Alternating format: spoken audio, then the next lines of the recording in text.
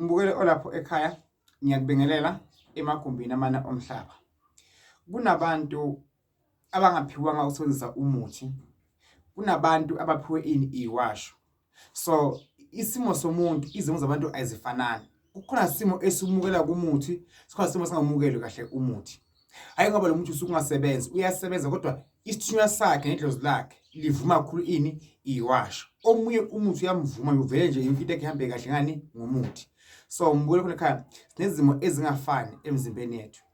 Uthi mthandazi lamini noma kunjalo usukumela impilo yakho, uhambe uyohlola, hamba ulungise impilo yakho, uzigeze, uzifuthe, uphalaze, ulungise isimo sakho mbukele okhona ekhaya, ukuze impilo yakho ihambe kahle mbukele okhona ekhaya.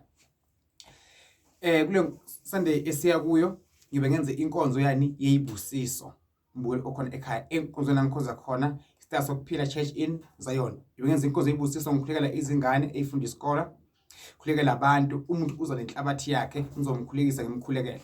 Nalaba ode iwasho nazi mbukele khona ekhaya, seziyahamba njengamanje, zihamba ngeCourier Guide.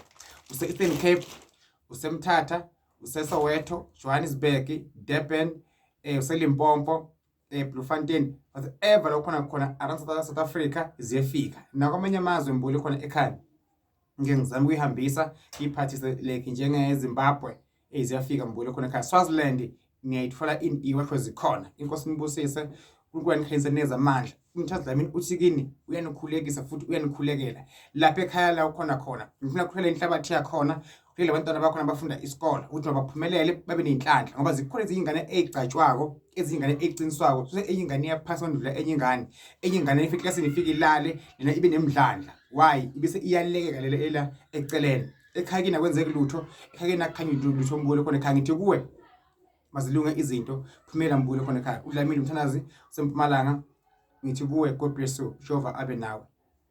Ngiyakuthanda.